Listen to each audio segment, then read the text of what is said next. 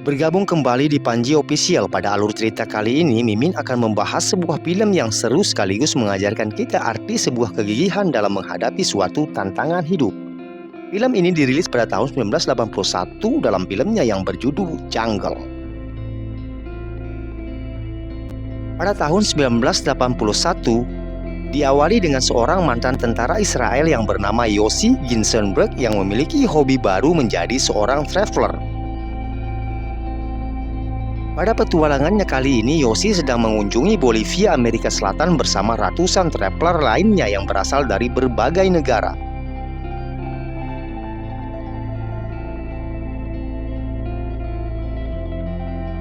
Hobinya ini selalu membuatnya bisa mengunjungi tempat-tempat yang baru.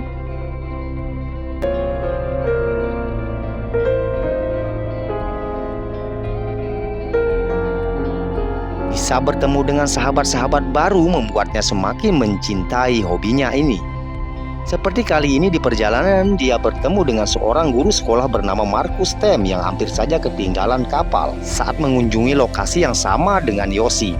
Sebagai sesama traveler yang memiliki hobi yang sama, mereka langsung bisa akrab dan memutuskan untuk berpetualang bersama-sama sehingga pada akhirnya mereka mendirikan tenda di sebuah area perkemahan. Saat berkeliling pasar, Marcus bertemu sahabat lamanya bernama Kevin Gale yang merupakan seorang fotografer dan pendaki handal. Kevin sudah memiliki pengalaman mendaki yang luar biasa. Dia telah berhasil mendaki semua gunung yang ada di Amerika Selatan. Marcus langsung memperkenalkan Yossi kepada Kevin.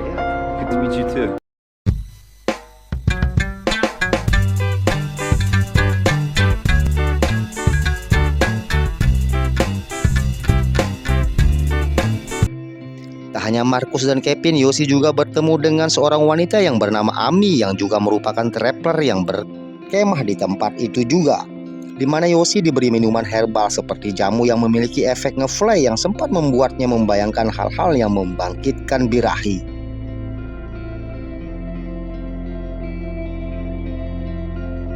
Keesokan harinya saat mereka bertiga menghadiri sebuah perayaan, Yossi bertemu dengan seorang yang bernama Karl yang merupakan petualang asal Austria. Dia mengajaknya berbincang. Karl mengajak Yossi bersama-sama untuk melakukan perjalanan hutan Amazon dengan tujuan menemukan suku pedalaman bernama suku Tromonas maksud saya, yang diyakininya memiliki banyak harta karun dan bongkahan emas. Di mana Karl juga menunjukkan foto-foto dirinya saat melakukan petualangan serupa, akhirnya membuat Yossi tertarik.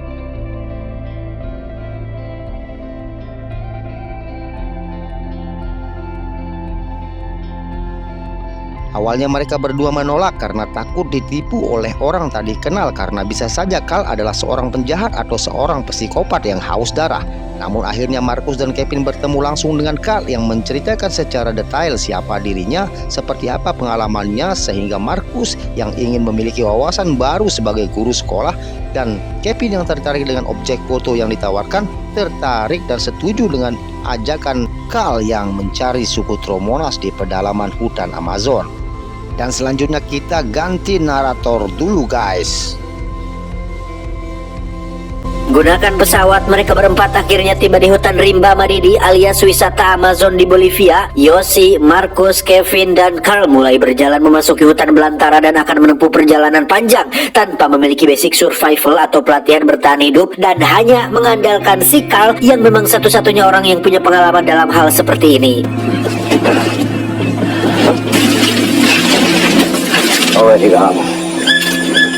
Singkat cerita, malam pun poek. Mereka mendirikan tenda dan memutuskan untuk istirahat, di mana Marcus tiba-tiba ngorejat ketakutan sambil gogoakan si gawewe alias berteriak seperti perempuan saat ada sesuatu hinggap di wajahnya, yang setelah diperiksa ternyata itu hanyalah seekor kupu-kupu hutan yang sedang butuh kehangatan, sehingga sampai sini bisa disimpulkan bahwa Marcus adalah sosok pria yang agak sedikit manja dan belum siap untuk melakukan perjalanan ekstrim seperti ini.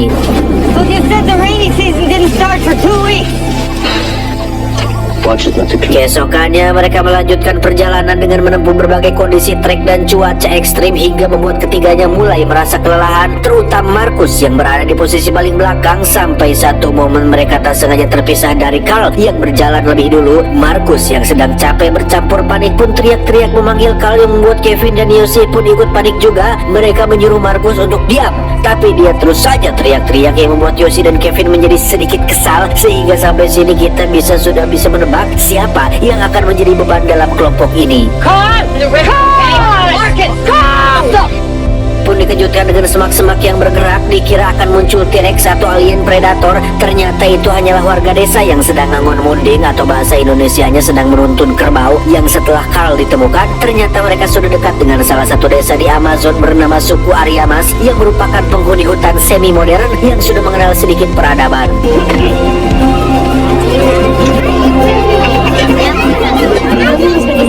Setelah disambut baik di desa ini, Yosi dan kawan-kawan pun mandi di sungai dengan kondisi bubulucun alias tanpa pakaian. Yang di sini Markus meminta maaf atas sikap manja dan menyebalkannya selama dalam perjalanan. Yang betapa terkejutnya mereka bertiga saat semua wanita desa sedang asyik menonton di pinggir sungai. Saking terkesimanya mereka melihat manuk barat yang ageng gayutnya.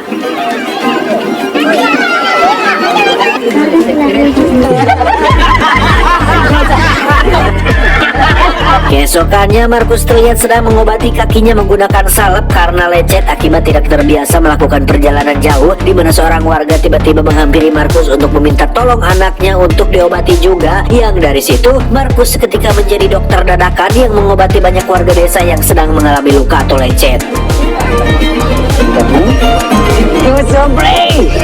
Mereka berempat pun pamitan untuk kembali melanjutkan perjalanan, di mana saat sudah sampai di sebuah sungai, Yosi dan Carl pun mencoba menyaring pasir sungai dan menemukan satu butir emas. Bukti bahwa mitos tentang suku Tromonas yang punya banyak harta bongkar emas bisa jadi adalah nyata.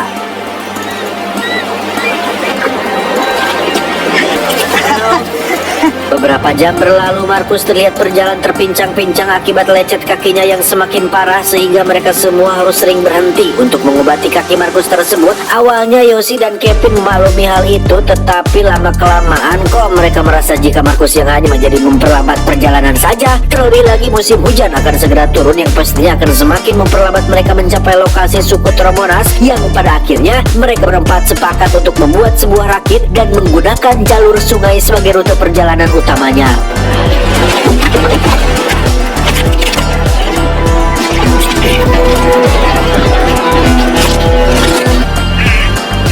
Setelah rakit selesai dibuat, mereka langsung meluncur mengikuti arus walungan yang ketika aliran air menjadi semakin deras dan ekstrim, terjadi sedikit perdebatan ketika Carl ingin menepi saja, sedangkan Kevin ingin terus lanjut, yang pada akhirnya mereka pun menepi sesuai dengan perintah dari si Carl.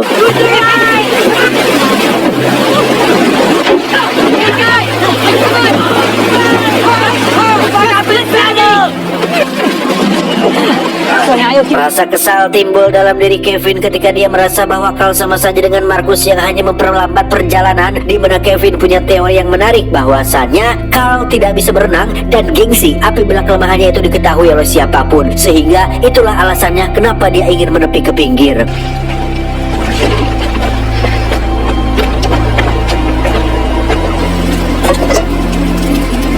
Keesokannya Carl dengan tegas mengatakan bahwa dirinya akan mengambil jalur darat meskipun memakan waktu yang agak lama. Setidaknya risiko yang dihadapi tidak sebesar mengambil jalur sungai. Yosi meminta Markus untuk ikut bersama Carl di jalur darat untuk supaya kakinya tidak terkena air cukup lama yang ditakutkan akan semakin memperparah kondisinya. Sementara Yosi dan Kevin akan tetap mengambil jalur sungai berharap bisa lebih cepat sampai dan meminta bantuan ke desa sekitar.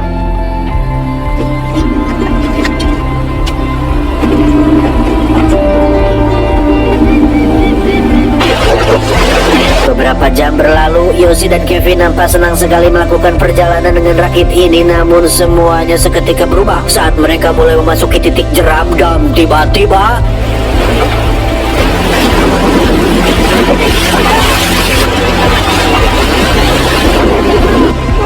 Ya, mereka berdua terjebak pada sebuah batu di mana Kevin berhasil sampai ke daratan lebih dulu, tetapi Yoshi keburu terbawa arus air hingga dihanyut jauh dari lokasi tersebut. Berlokasi di antara tebing, Yoshi akhirnya bisa mencapai daratan. Dia mendaki tebing tersebut hingga sampai di atas, yang dari sinilah barulah kebingungan mulai menyelimuti tatkala posisinya saat ini terlalu jauh dari posisi si Kevin berada.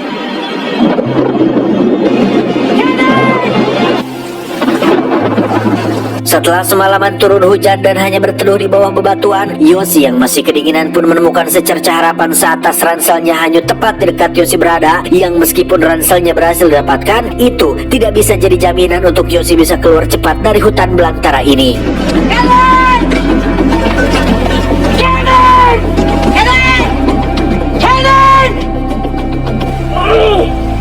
Setelah 6 hari berjalan mengikuti arus sungai, Yoshi masih belum bisa menemukan titik terang akan desa terdekat yang bisa dijangkau. Perutnya mulai kelaparan tepat saat melihat beberapa buah ngegantung di atas pohon, yang ketika dia akan mengambilnya, ada seonggok ular yang nyaris saja mematuknya. Yang karena motivasi lapar lebih kuat dari apapun, Yoshi pun memberanikan diri untuk naik lagi dan membunuh ular tersebut menggunakan batu.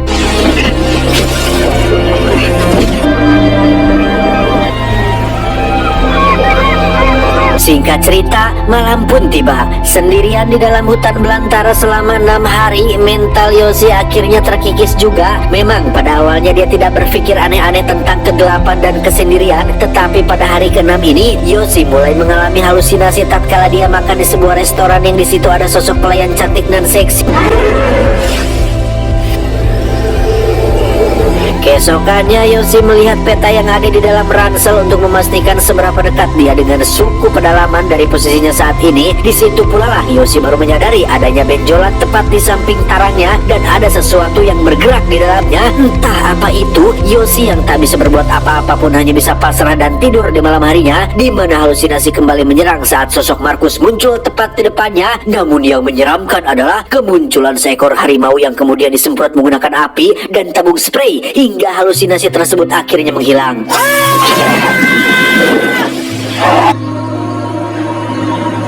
Keesokan paginya, Yoshi yang mulai terganggu dengan benjolan di dahinya pun nekat mengeluarkan isi di dalamnya menggunakan pinset, di mana Yoshi akan sangat dibuat terkejut saat mengetahui jika sesuatu itu adalah seekor cacing yang entah dari mana dan kapan cacing tersebut masuk ke dalam sana.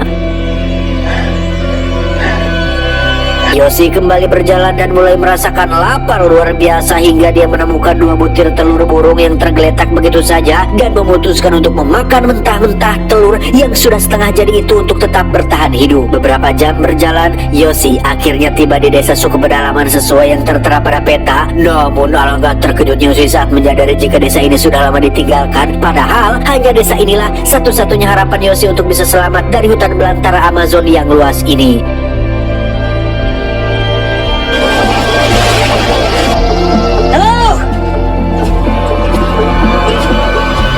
Tak ingin menyerah begitu saja karena durasi film masih kurang, Yoshi kembali mengecek peta buatan si Carl untuk memeriksa sejauh mana dia dari desa terdekat selanjutnya. Yang di situ Yoshi harus menerima sebuah fakta bahwa lokasi desa selanjutnya teramat sangat jauh dan sudah pasti butuh waktu dan tenaga yang banyak untuk bisa sampai di lokasi tersebut. Terlebih lagi, kakinya mengalami lecet-lecet persis seperti yang dialami oleh Markus, sehingga ada sedikit karma yang diterima Yoshi karena sempat menganggap Markus sebagai beban yang hanya memperlambat perjalanan.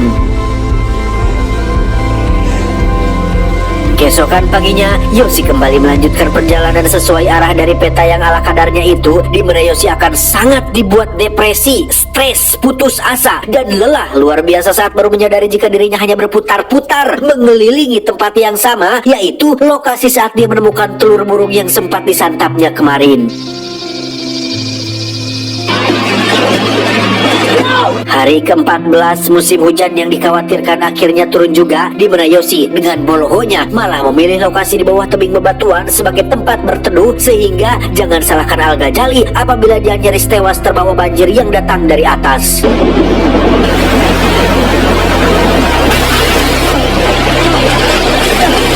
Beralih ke tempat lain, lebih tepatnya 193 km dari posisi Yosi saat ini, warga desa lokal tak sengaja menemukan Kevin yang ternyata berhasil selamat. Kevin langsung menceritakan kronologi bagaimana dia bisa tersesat dan meminta tolong pihak berwajib untuk melakukan pencarian terhadap Yosi yang diyakininya masih bertahan hidup.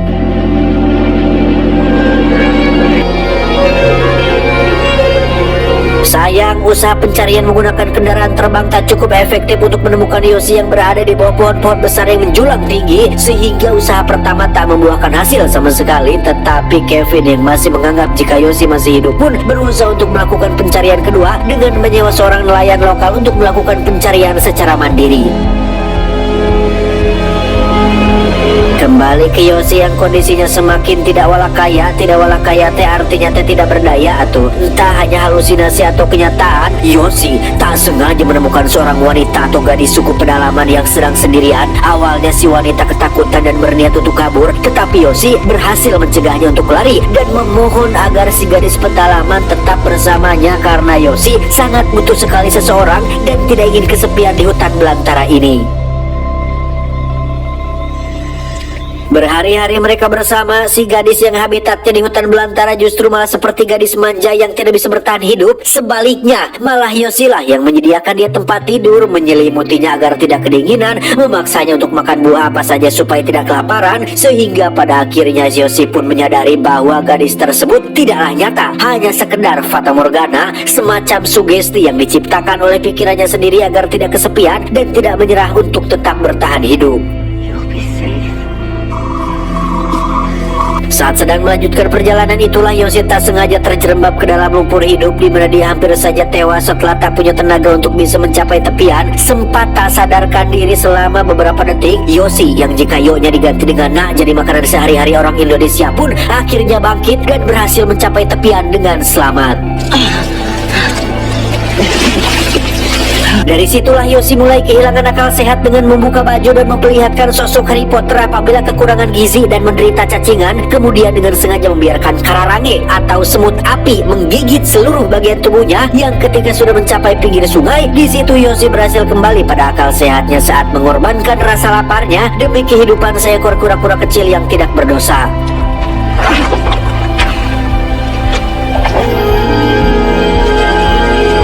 Keesokan paginya, keajaiban pun muncul saat Kevin dan bapak nelayan melakukan pencarian tepat di lokasi Yosi sedang berbaring di pinggir sungai. Kevin sempat putus asa dan memilih untuk kembali pulang saja. Namun tiba-tiba dia melihat sosok manusia kurus mirip kerongkong yang berdiri di kejauhan, hingga akhirnya Yosi berhasil diselamatkan.